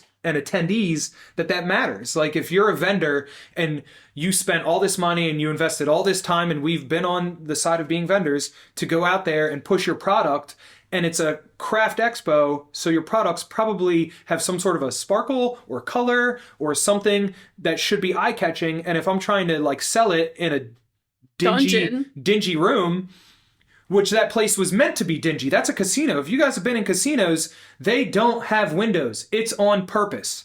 So you don't want to know what time it is, so that you don't go, oh shit, I was supposed to be making dinner. You need to be here spending money. Yeah. So that's like, oh shit, the sun's point. Up. Yeah, exactly. And that's like the whole point of it. Granted, it's a defunct casino, but it was still a casino, so it is still a darker setting. And that was just a decision we had to make. And now, granted, this is perfect tea, because it does matter. We went and did that walkthrough, and we went to show Jess and Jerry a lot of the rooms. One of the rooms for sure that we were going to walk was our vendor floor, which is in the carousel room, which I should say was in the carousel room, because there isn't a carousel room anymore. Well, the room's there, the doors are gone. The room is technically like, I guess you can say it's technically there, but it's not, because you can't get to it anymore. So gone. Where we were supposed to register for our event, we walked up, and it's like got some caution tape in front of it, and then beyond that, where you would register is where you would walk into our vendor floor. That was the original layout. Drywall. No one told us either. We still have not been told about this. No, nothing. And these are just the kind of things that happen. So drywall, right? And then we go to the other side. You could still, the room actually, you could go all the way through it. And on the back side of it, there was a small exit that actually went to the bathrooms. We're like, this is super convenient. I had to go to the bathroom from driving down there, drinking all my damn coffee. So much coffee. I go to the bathroom, and I just look there, and Sean's walking with me. And that's also boarded up. We both look at each other. I was like, you can't get in this fucking room no more. Like, it's gone. We don't have any messages from anybody, whatever. I mean, it turns out that they're, quote unquote, making it into more rides. So, like, my answer to that is, what they're doing? Can you have them fucking rides at least done by August 11th, please? Because if you're going to inconvenience me, at least have more attractions for my guests. But anyway, to not hit the panic button, which is like something, this is the part that's like, whatever. They were already building a brand new vendor floor. Yeah. Brand new. We walked it before it was even constructed, where it was going to be when we first were booking the place. And then that's why we chose the vendor floor where we were at, because we were like, hey, let's take the room that absolutely exists. You don't know what your production schedule, shit can happen. I'm not taking a maybe room. I'm taking the definite room. And it was a good area. Yeah, and the location was better, because it's literally just, you go right up the escalator to classes and the parties and anything like that. The craft room, you come directly downstairs, and your vendor floor is literally directly under. Hotel check-in was right there. Now, you actually park in the parking garage. After you're done parking in the parking garage and everything, when you come out, no matter what, there's only one parking garage for Showboat. You walk down a long hallway to get to the registration, but as soon as you get off the elevator, actually on that ground floor, the vendor floor is there. The vendor floor is actually the ground level of the parking garage. Yep. So it's far and it isn't. Yeah. It's actually immediate. You'll be able to fucking register and check in and stuff right away almost. That part is almost a little bit better. It's very new. It's very clean. Everything is like all bright lighting. It's all white lighting. So that part is better. It is an upgrade and stuff. It's just an inconvenience in that it's a fucking curveball. Like, you and I have had the discussions about it, and I had to stew even like a day later on like how much it did affect us. Because at first we're like, whatever, we have another vendor floor, it's fine, we'll pivot. But the more I thought about it, I'm like, dude, I've driven down to this place 2-3 different times with you, spent entire days that I should have been doing shit here, drew maps, walked out the whole fucking vendor floor, had my walkie wheel, figured out exactly how many vendor spaces we have, all that shit. And that's all in the trash now. Like that, I can't use a bit of it. I can't use an inch, ounce, none of it. It is a different room. Like, we got quotes for everything. That's all wasted time, and I can't bill someone for that. That's just, it's just gone. I can. Yeah. Well, that's part of the reason why we got fortunate with this space, is because it was so volatile. It was like just changing. There was a lot of money being invested into the Showboat. They're literally transforming AC as we speak. Yeah. Like We're right in the middle of like an evolving facelift. Like so like just for the listener out there, I mean, the reason why we chose the spot, didn't want the, like Jason touched on, we didn't want the conventional convention center. When we did it with Oaks, it was great. You know, listen, we had a great experience at Oaks, but there's nothing really going on around Oaks. There's not much to do besides the convention. So we wanted something that was an all-in-one sort of scenario, like a resort of sorts, like where you can be in your hotel and you can travel down to the bar area after hours or wherever you want to go. Just wanted to justify your travel more so. Yeah. Like you can justify going to a destination location more than you can justify going to Oaks, PA. Correct. Yeah, we have, and now this, you know, we've been fortunate. 100%. It's just perfect timing that they're launching a brand new water park that's supposed to be the largest indoor water park, waterfront, largest indoor waterfront water park. That is like, so to have that launched by the quite a category. I think it actually like rolls open in July, so it will be like fresh. You're not dealing with the dirty water. Nobody's You're not dealing with no children have peed in this thing. You haven't had any to no pee. Yeah, no floating poop scares in the river. No, little to Does that happen to people for real? It used to happen in Sesame Place. Like it happened to me once. I thought it just happened in movies. No, I mean, you're talking about kids on an exponential level, and kids go to the bathroom in their diapers, and it falls out of the diaper while they're in a lazy river. Is anybody listening? It's never on purpose. A Band-Aid. I don't think that there's like 4-year-olds on purpose that are like, I'm about to poop in that river. But like, they just so happen to have pooped in line. It and actually it fell happened out to me in Atlantic City. Strangely enough, where we're going, me and Bill and a couple other buds were in a pool and some kid puked in it. I was at Oceans, which is like one of the resorts. It's like a casino. Like, what is our kid doing in like a casino pool? But like, he puked in it, and then everybody got like, get out of the pool, it's shut down. So I guess these things do happen. You know, we've all had the random Band-Aid land on us maybe once or twice in a God. But this is a brand new, fresh, state-of-the-art water park. It's literally the 100,000 square feet. 100,000 square feet. Glass insulated polycarbonate pane curbed roof water park under construction. Well, I didn't need the under construction part. I feel like honestly, this would be the biggest thing since Sandy, you know, for Jersey Shore, like Jersey in general, because they haven't come back, you know what I mean? But as far as just New Jersey having like something, because Florida's got their stuff, like everybody's got their beaches and everything. This would be, I mean, it might be really good thinking that Showboat. The Atlantic City could be the destination space. And then, the roof was going to be, is the roofs retractable? Yes, I think so. The roof's retractable. Yeah, I think I knew that. So on sunny days, they retract the roof. 100 million. But like, you're right on the beach. We're right on the beach. So you have a water park, you have a beach, you have a pier with rides and amusements. If you want to stay up late night, there's casinos all around you, restaurants open all the time. Hard Rock is next door. And that's where we had lunch when we did the walkthrough. So it's less than 5 minutes to the Hard Rock. By the way, we shouldn't be promoting any other casino. You should spend your time and energy and money in the Showboat Resort. Specifically in the convention area. Yeah, at the Great American Craft Expo specifically. But yeah, this is why we chose this location. This is why we fell in love with this location. 700. Yeah, because I feel like we take people's feedback and we go like honestly probably too far with feedback, but like then I think we do that to make sure that like there's no room for saying it again, you know, for being held to that again. And granted, it was few and far between that we had feedback of people from the last expo that felt that they did not get their values worth. And it was, and those ones, when we even like looked at it overall, I'm like, I mean, mathematically you absolutely did. It's just a personal feeling that you didn't get your values worth. Sure. I'm like, but how do I address that? How do I address people's personal feeling?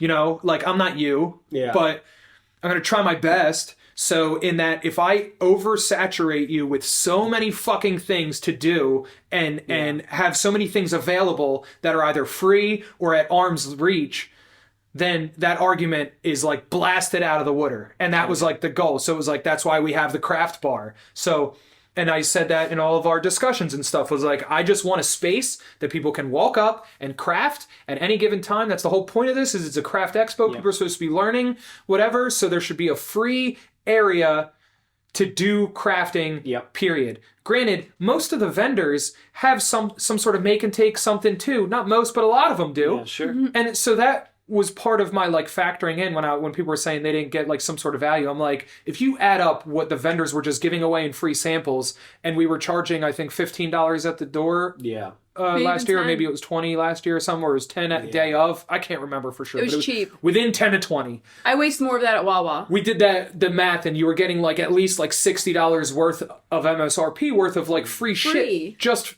for showing up.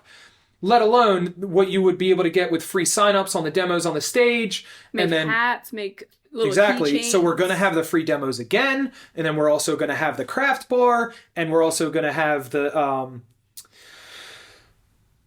arcade is attached now, so you don't have to like leave for that. Like if you want the fun portion, if you're just like burnt out of crafting, or you just did a long class and you're like, dude, I want to do something, but I want to still be kind of around people, but not just sit in my room. You know what I mean? Yeah. Then like go play some pinball or something, or go. There's a freaking rock wall. There's axe throwing. There's literally more shit than I could possibly name.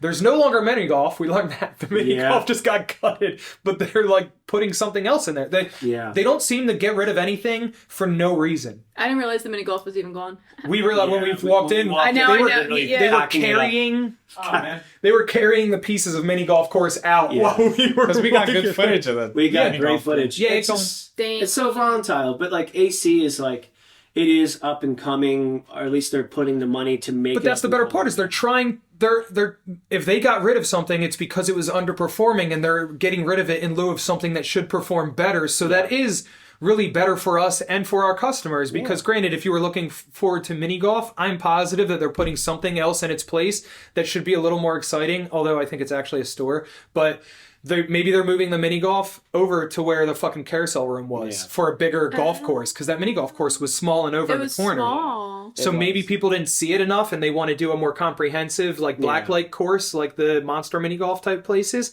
I don't know. This I'm is speculating. Yeah. But I just know that they're gonna do something. Yeah. And they've been moving way faster than I expected, because literally when we walked this place out in last year. Yeah, I'm trying to think like when it was. Like August of last year was the first walkthrough-ish? It was like we had a year. It's like almost a we year. had over a year of lead time. And there was nothing for the water park. Nothing was started. Not any of the foundation was even, no footers, nothing. It was an idea. It was an idea. And now with a time. it's like freaking done. They said Memorial Day weekend. It's like crazy that it's like done. And then also, like I said, the vendor floor, when we walked into it, it was still actively parking spaces. Yeah. Like it was actively still now it's the parking garage, and it is closed in. It's a convention hall. When those guys put their money and their shit towards something, they make it gets done. So I am confident that the space is only going to be better by the time the expo comes, because we still have a couple months. So like I said, they've been cranking shit out. So while I'm annoyed at the curveball of where the vendor floor got moved to, it's overall going to be a better experience in just that it's a better room. I know that we're going to have better lighting. Like the lighting wasn't even bad in the carousel room, but I know that we saw from the It was made for a convention. Yes, from the recent conventions that they've been doing there, what the lighting and everything looks like, and everything looks really great. So I'm excited to get in there tomorrow, because that's actually our task tomorrow, is to head back there, right? It is our task tomorrow, but with the freaking walkie wheel. What a hard to the listener, day, you guys. To the listener, we're done. We've already viewed that space. So but like for such anybody, a hard day of work, you guys got to drive. Any vendors that might be listening, if you chose your space, you're gonna have to re-choose next week. Are you coming back? I am not, so I'll be. You'll stay there. I'm right? staying in Atlantic City over the weekend because I have my events. I have an event with Fred on Saturday, and then I'm doing my typical set on Boujee. And Fred's coming to sleep on your couch again. Uncle Freddie's coming to sleep over. We're gonna read stories and grill on your disco grill. Grill on the disco grill, and to listener out there that's going to the Great American Craft Expo, you start making your itinerary. There's a lot to do. Make sure you spend your time wisely when you're in town. When do we get the app? Yeah, I think is live. You now. said May. The app is live now. Yeah, the app I think probably went live on the 1st. App is live now. The reps have been emailing us and reaching out. They're probably just trying to push us through. I actually posted something in the community board yesterday or 2 days ago. So if somebody is, if you have your tickets, you're registered. The Hoover app. app. Please I told them download that the Who emails app. will go out, so let's look into that. We have a meeting link. later on today anyway. Yeah, let's link on Hoova. Let's chat in the, ask me anything. As that's a thing on Reddit, but we can do it on the Hoova community board. Yeah. I'll dive more into my stories and whatever you want to hear. I'll give you random. Are we winding this down and going back to work? Yeah, I think we're good. Right? Poor Patty's got the baby. Uh-huh. She's out there loading vinyl. She's out there printing orders. She said Alex helped her load in the vinyl. I'm like, I'm sure she was the biggest help. Rambling. Yeah. About dinosaurs. Dinosaur. I want to also say for the record, I was doing emails prior to coming in this room, and I was not at all prepared to do this thing today. I just said Jason wanted to see you in here. So for the listener, I gave my all, and I think we've done a nice job. I really want to pat myself on the back with the segue from dad jokes to dad rock. And butt rock. That was Butt right. rock. That's a technique you cannot teach that segue maneuver, and that was on the fly today. No preparation, no notes. So just want to put that out We there. really appreciate it, Sean. We're gonna have Well, I to have had you back fun. on. You might, I love chatting. find yourself in this seat more often. I love chatting. Guys, it's not. If I could put cameras in the office, which one day, we talked to this producer, we might have to. Maybe we might. It's not a dull moment. Like it gets fiery in there, which we got to get back in there. I don't want to start again, but I really do like our. Yeah, I think honestly, this might have been a little more of an insight to what the actual vibe is in our office. You just on a need normal Brian day. in here pacing in front of us. Yeah, Brian back like a and choo-choo forth. train, just smoking us out. Yeah, with his vape pen, just Choo choo. I like when he gets stressed out. He just paces the office. He's like, A little tidbit for everybody out there. When we did our first promo sale video ever with Jason and the motorcycle, he went flying out of the front doors in a motorcycle. And when he's flying out there in the motorcycle, we have these two fog machines that shot up smoke, and he's barreling out, and we tossed around the idea of Brian just sitting there with his vape, hitting the vape, and just blowing that cloud out with Jason barreling through the cloud. We have a fishing line attached to his hat, so his hat flies off once the tension gets tight enough. This was, listen, Hollywood, we were on a budget. We made magic. You guys have to, if you haven't seen it yet, look on YouTube, obviously the Glitter Guy, for the Super Sale Sunday video, and just know that also during that video, the fire marshal shows up for an inspection, and we're driving a motorcycle out. He doesn't even say anything about the motorcycle until he sees the tire marks. Yeah, there's still. I cleaned them up as Inside much as the possible, lobby. but there's still a smidgen trace left in the lobby after I scrubbed it down. But yeah, Excuse me, sir. They told Why me are to you come here? out. Told me to come out ripping hard, dude. So I did with a little bit of a. You whole guys let us know if you think he ripped it A hard. little bit of a After whole this, lobby. jump over to the Super Sale Sunday video and drop a comment on what you feel like he did or did not do. Yeah. I think he did great. I freaking love it. All right, everybody. All right, that's about enough of this one. Till next week. You have a baby to put down for a nap. Kettle to the pot. Now, pour the tea.